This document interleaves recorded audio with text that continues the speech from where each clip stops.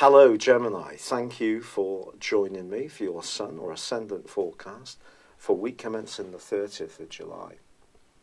This week is going to see a big clash between Mars and Uranus. Now Uranus is in quite a tricky part of your horoscope. Since mid-May it's been in the sign of Taurus, where it will be until the 6th of November. This may have seen situations emerge where opposition to you could have cropped up out of nowhere at times, or you may have found yourself very, very restless, but found it quite hard to understand exactly why.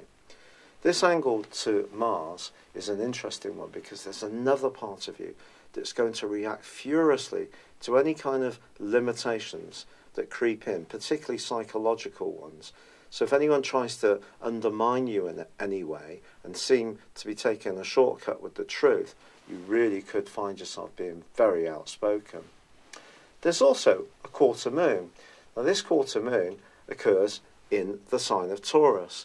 So I think it's possible that in this hybrid environment, and particularly with your ruler Mercury still tracking backwards, that communications can be quite highly charged, and also it's possible that we could, all of us, start putting together things to create some kind of idea of how things are, but not necessarily getting verification from that, from talking it through with others.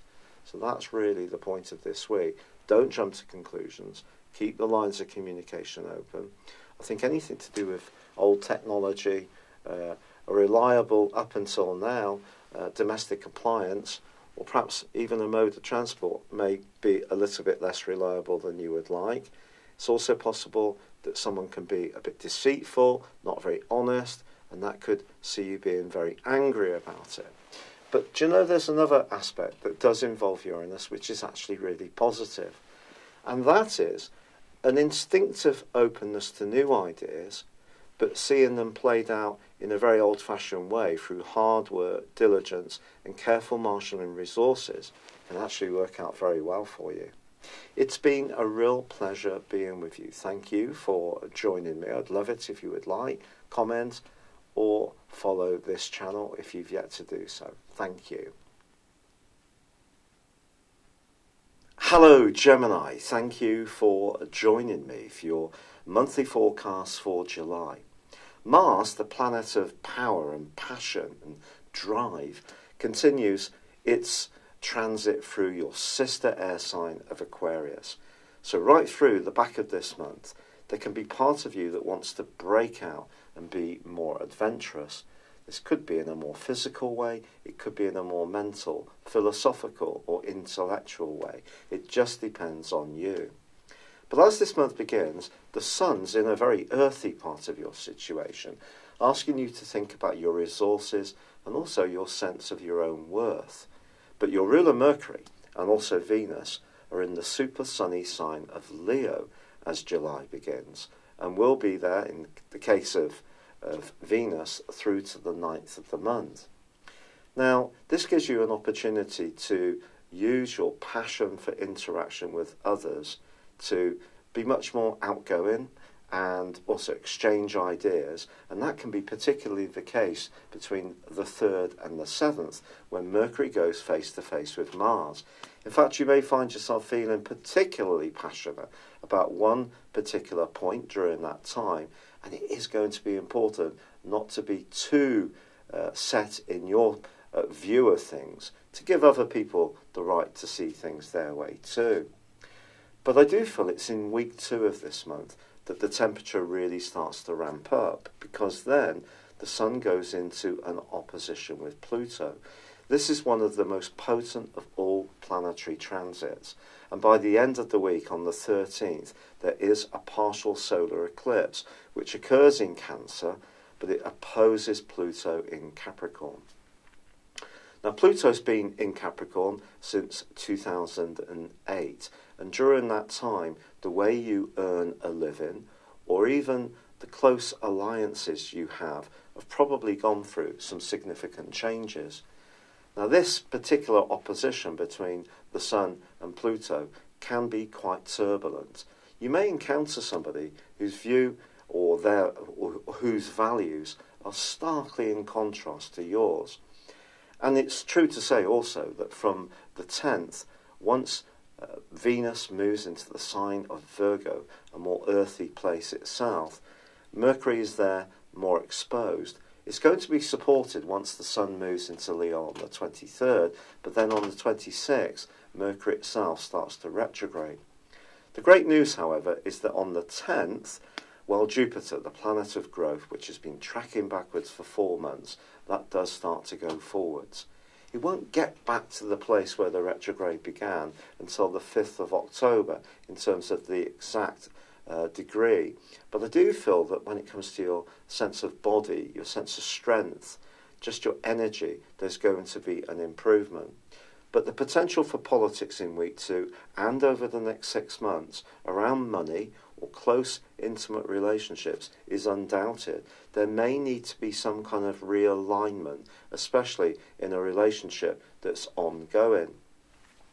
If you meet someone through the next 6 months, you could be attracted to someone who has a very strong magnetism, a kind of sexual energy, if you like, or someone who's quite successful. But just be aware of the potential for you to, in some ways, be attracting a polar opposite to yourself. Now, once the Sun does go into Leo, I do feel that your physical vitality and your enthusiasm are going to leap. The pace of life is going to pick up too. And although Mercury is going to be tracking backwards from the 26th, with all the attendant issues that that can create, so anything to do with everyday communications, trusted domestic appliances may need some kind of service or to be replaced. Anything to do with technology or transport may also be an area where you need to show some care. But in the last 10 days of this month, there is also a potent lunar eclipse. And also Mars, the planet of drive, which I said at the start of this, is in a very outgoing, expansive part of your situation, goes into a square once more with Uranus, the planet of restlessness. Now, if this rings a bell, it's because it happened for around 3 weeks in May. Now, across that time, it influenced 4 different zodiac signs. But from the 16th through to the 26th of May, it was Uranus squaring up with Mars, Uranus in Taurus and Mars in Aquarius.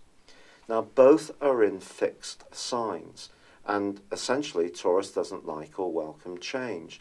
Taurus here, therefore, for you, is in a very psychological area. So if there is anything that isn't sitting with you very well, it could come to the surface in quite a potent way, because Mars being in that very upbeat, outgoing, expansive zone could see you seeing things in a very big way. So even an issue that perhaps in the past you may not have been quite so engaged by can take on a huge amount of energy. So just try to be mindful of this. But also, the lunar eclipse which occurs on the 28th does combine with Mars. So this makes it even more fascinating. So it means there's a T-square between the Sun in Leo, the point of Uranus, and also the place where Mars is located in Aquarius. If you are someone who's open to change, likes fluidity in your life, Uranus being in your 12th solar house could be very consciousness raising. And if you're very, very much welcoming some kind of alteration in your circumstances, it's possible you can embrace it with both hands. But it's also possible that something could be changing that you're not choosing. It could come from someone else's approach, which comes as something as a surprise to you.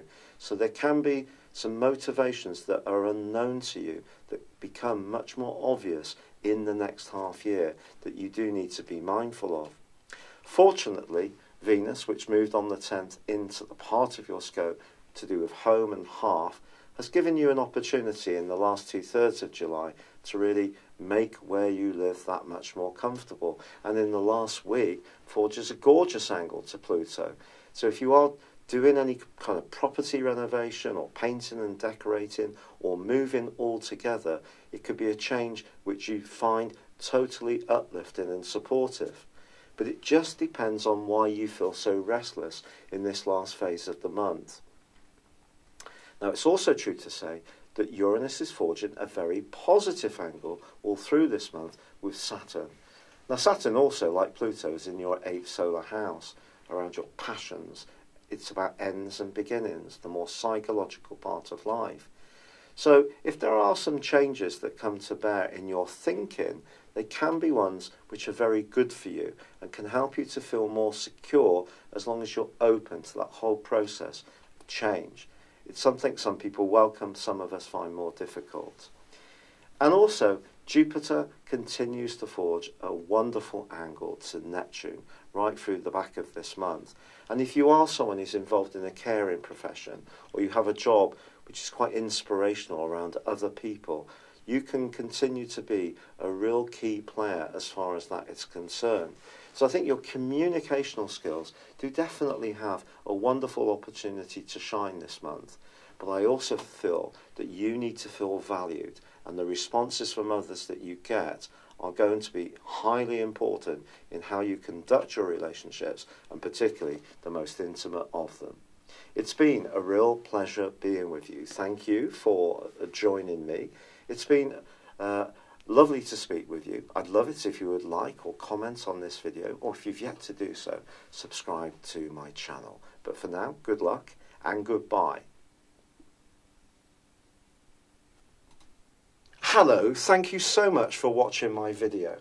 I'd love you to join me at my Horoscope Ace app. You can find this at www.horoscope-ace.com. You can use it through Android, iOS, Apple or Facebook. Check out your ascendant or your moon sign, or download your free birth chart. There's all your favourite videos, plus there are daily, weekly, monthly and yearly horoscopes for general, love, Chinese and Indian astrology. If your passion is tarot, there's my brilliant 3-card money or love tarot readings too. And it's all there at www.horoscope-ace.com. Thank you.